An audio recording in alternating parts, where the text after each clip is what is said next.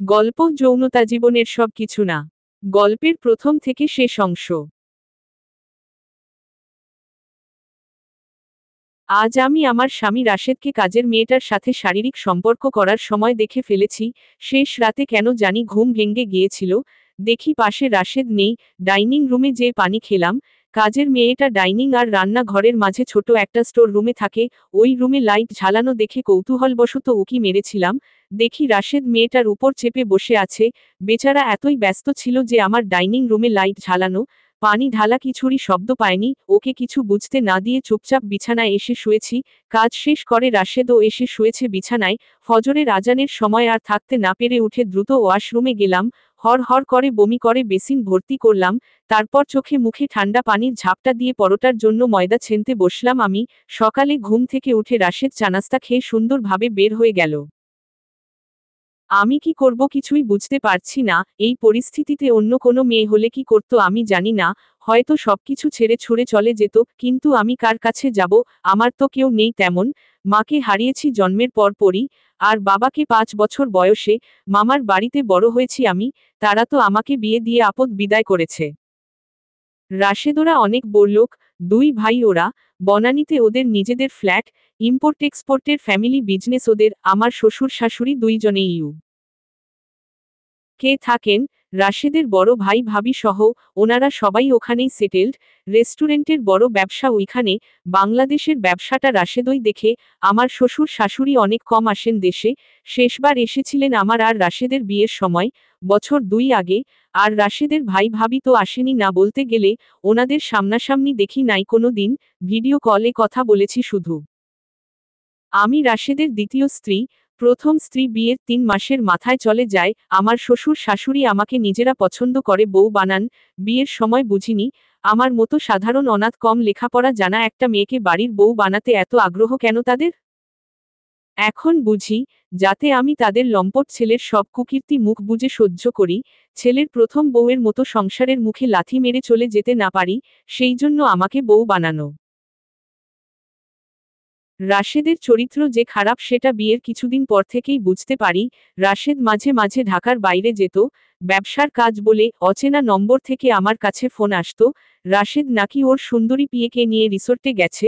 রাশেদের কোনো শত্রু হয়তো আমাকে জানিয়ে দিত। রাশেদ বাসায় আসলে ওকে জিজ্ঞেস করলে অস্বীকার করত, চেঁচামেচি করত অনেক, বলতো আমি ছোট ফ্যামিলির, মনটাও ছোট। তাই সন্দেহ করি। রাশেদের প্যান্ট কাচতে যেয়ে রিসোর্টের মেমো পেয়েছি একবার, কিন্তু সবই মুখ বুজে সহ্য করেছি। আমার যে কিছুই করার নাই। বিয়ের পর কিছুদিন রাশেদ আমাকে অনেক আদর করত। অফিস থেকে তাড়াতাড়ি বাসায় আসতো। বেড়াতে নিয়ে যেত মাঝে মাঝে। আসলে নতুন একটা মেয়ের শরীর আবিষ্কারের নেশা কাজ করছিল তখন। নেশাটা কেটে যেতেই সব শেষ। আবার অন্য মেয়ের শরীর খোঁজার পালা। লাভের মধ্যে রাফিয়া চলে আসলো আমার পেটে। 2 বছরের সংসার আমার। মেয়ের বয়স 1।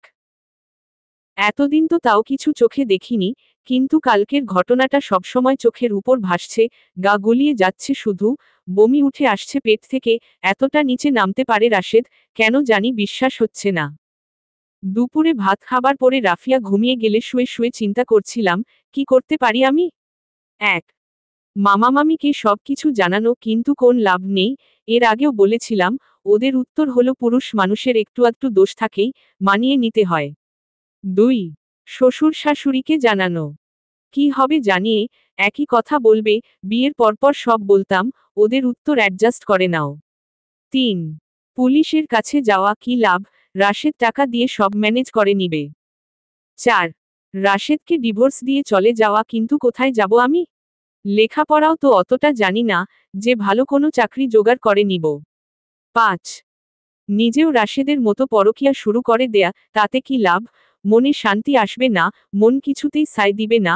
রাশেদ নোংরা কাজ করছে, আমি কেন নোংরা হব? 6. রাশেদকে মেরে ফেলা, এটাও কোন সমাধান না। রাশেদ মরল, কিন্তু আমি কি পাবো? সারা জীবন জেলে পচে মরতে হবে, মাঝখানে রাফিয়ার জীবনটাও নষ্ট হবে। 7. নিজে গলায় দড়ি নেয়া, কি লাভ? রাশেদ আরেকটা মেয়েকে নিয়ে আসবে, বিয়ে করে তার জীবনটা নষ্ট করবে। এমন কোনো উপায় কি নাই, যাতে সাপও মরবে আর লাঠিও ভাঙবে না? আসলে আমার তো কেউ নাই পরামর্শ করার মতো, আশ্রয় দেয়ার মতো। আমার জীবনের গল্পটা সুন্দর করে গুছিয়ে লিখে একটা সোশ্যাল মিডিয়ার গ্রুপে পোস্ট করে দিলাম। অনেকে অনেক রকম পরামর্শ দিল, কোনটা ভালো, কোনটা খারাপ, কোনটা হাস্যকর। কেউ কেউ আবার বলল, এক হাতে তালি বাজে না, তোমারও দোষ আছে। তবে একটা পরামর্শ আমার মনে ধরল খুব, সেই অনুযায়ী অ্যাকশনও নিলাম, ফল পেলাম হাতে নাতে। গল্প যৌনতা জীবনের সব কিছু না। দ্বিতীয় ও অন্তিম পর্ব। আজ রাফিয়া ও লেভেল পাশ করলো, অনেক ভালো রেজাল্ট করেছে। ইউকে থেকে ওর দাদা দাদি, চাচা চাচি ওকে কংগ্রাচুলেট করেছে। আমার খুব গর্ব হয় রাফিয়াকে নিয়ে। একদম তোমার মতো হয়েছে দেখতে। দেখতে দেখতে বড় হয়ে গেল মেয়েটা। তুমি চলে যাওয়ারও অনেকদিন হলো রাশেদ। তুমি সুইসাইড করার পর তোমার আব্বু চেয়েছিল বাংলাদেশের ব্যবসাটা গুটিয়ে নিতে, আমি তা হতে দেয়নি। শক্ত হাতে হাল ধরেছি। তোমাদের ব্যবসা ফুলে ফেপে উঠেছে 3 গুণ। আমার চোখে এখন চশমা উঠেছে, মাথার চুলেও পাক ধরেছে। আগের সেই ঢলঢলে রূপ আর নাই। সেদিনের কথা মনে করলে হাসি পায়। ছেলেমানুষি মনে হয় ব্যাপারটা। সোশ্যাল মিডিয়ার গ্রুপের একজনের বুদ্ধি শুনে তোমার আন্ডারওয়ারে চুলকানির ওষুধ লাগিয়ে দিয়েছিলাম। অফিস থেকে কুচকি চুলকাতে চুলকাতে বাসায় ফিরলে তুমি জামা প্যান্ট ছুঁড়ে ফেলে ডাক্তারের সাথে ফোনে কথা বললে। আমি শুনেছিলাম তোমার কথা কিছুটা, তোমার যে নিষিদ্ধ পল্লীতে যাতায়াতের অভ্যাস আছে, সেটা ওইদিন প্রথম জেনেছিলাম। ডাক্তার তোমাকে বলেছিল ওইরকম মেয়েদের কাছ থেকে ইনফেকশন হতে পারে। যাই হোক, ওই দিন ডাক্তারের পরামর্শের ওয়েন্টমেন্ট আমি কিন্তু তোমার কুচকি আর প্রাইভেট পার্টসে লাগিয়ে দিয়েছিলাম। রাত জেগে তোমার পাশে বসেছিলাম, কিন্তু তুমি এর কি প্রতিদান দিলে? 3 দিন পর সুস্থ হয়ে অফিসে গেলে, তার একদিন পর পিএকে নিয়ে ঘুরতে গেলে। জানো রাশেদ, পরের 2 মাসে আরও 3 বার তোমার আন্ডারওয়ারে ওই পাউডার লাগিয়ে দিয়েছিলাম। ডাক্তারের নির্দেশ মতো তোমার সবকিছু প্রতিদিন আমি কেচে দিতাম। তুমি আমাকে এতটুকু সন্দেহ করনি, করবে কিভাবে? আমাকে তো মানুষই ভাবতে না। তুমি একটা অনাথ, কম লেখাপড়া জানা নিচু ফ্যামিলির মেয়ে। আমি তোমার বাড়িতে বাচ্চা পালবো, সংসারের কাজ করব, তোমার পছন্দের খাবার রান্না করব, আর তুমি বাইরে বাইরে যা খুশি তাই করে বেড়াবে, ফুর্তি করবে। আমি প্রতিবাদ করলে বাড়ি থেকে বের করে দিবে। তুমি তো জানতে আমার যাওয়ার জায়গা নেই।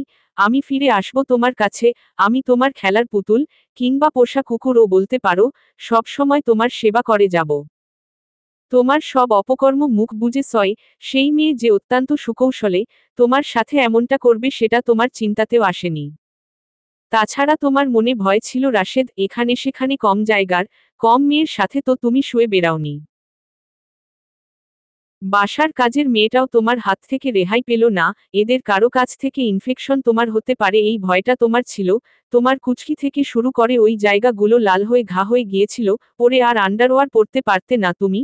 ঢোলা প্যান্ট পরে অফিস যেতে। আস্তে আস্তে অফিসের অনেকেই জানতে পারলো ব্যাপারটা। তোমার সুন্দরী পিয়েরাও আর তোমার সাথে টোরে যেতে রাজি হলো না। অনেকেই বলাবলি করতে লাগলো, তোমার নাকি খারাপ যৌন রোগ হয়েছে। গুজব তো এইভাবেই ছড়ায়। তারপরও তুমি বদলেছিলে না। একদিন রাতে কাজের মেয়ের চিৎকার শুনে ঘুম ভেঙেছিল আমার। উঠে যেতেই মেয়েটা কাঁদতে কাঁদতে তোমার নামে নালিশ দিল।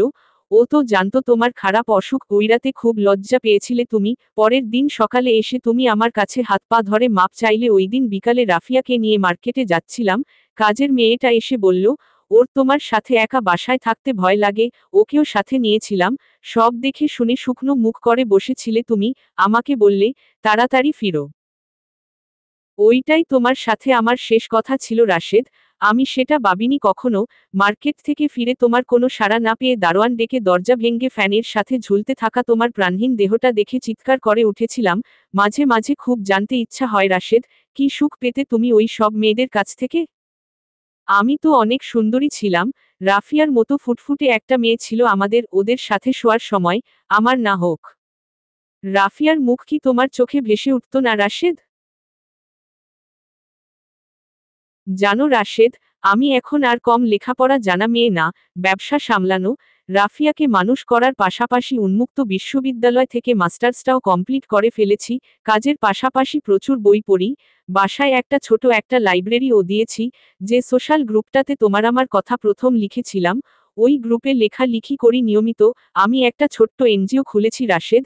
যে সব মেয়েরা ডোমেস্টিক ভায়োলেন্সের শিকার, অথচ তাদের পাশে কেউ নেই, সেই সব মেয়েদের পাশে দাঁড়ায় এনজিওটা। একটা এতিমখানাও আছে আমার।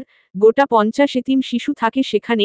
কিছুদিন আগে একটা অনলাইন নিউজ পেপার থেকে আমার সাক্ষাৎকার নিয়েছে। তোমার সেই অনাথ কম লেখাপড়া জানা মেয়েটি এখন অনেক কিছুর সাথে জড়িত। তারপরও আমার সবচেয়ে গর্বের জায়গা কোনটা জানো রাশেদ? সেটা হলো রাফিয়া। ওকে নিয়ে এখন আমি তোমার ছবির সামনে দাঁড়িয়ে আছি। একজন গর্বিত মা হিসাবে আমাদের দুইজনের সাথে তুমিও থাকতে পারতে রাশেদ। একজন গর্বিত বাবা হিসাবে তোমার জন্য দুঃখ হয় রাশেদ। 2 মিনিটের বিছানার সুখের জন্য এত সুন্দর আর আনন্দময় একটা জীবন তুমি মিস করলে। ওই সব সম্পর্ক কখনোই সুখ বয়ে আনে না, এটা তুমি বুঝলে না। সৎভাবে, সুন্দরভাবে, স্ত্রীকন্যার কাছে বিশ্বস্ত থেকে বেঁচে থাকা যে কতটা মজা সেটা তুমি জানলে না। আমি লীরা খান, মরহুম রাশেদ খানের স্ত্রী, রাফিয়া খানের মা। আমার জীবনের গল্পটা আপনাদের শোনালাম। হয়তো বিধাতা চেয়েছিল বলেই আমার জীবনের গল্পটা এমন হলো। না চাইলে রাশেদের হাতে ধরা পড়ে গল্পটা অন্য রকম হয়ে যেত।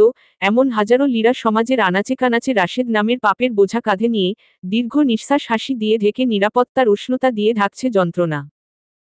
তাদের খবর তো কেউ রাখে না। এই সব লীরাদের বাঁচাতে হলে রাশেদদের মানসিকতা বদলাতে হবে। স্ত্রী হিসাবে না পারলেও মা হিসাবে ছেলের মানসিকতাটা গড়ে দেয়ার চেষ্টা করুন, এই প্রত্যাশা থাকবে। যৌনতা জীবনের সবকিছু না। সমাপ্ত।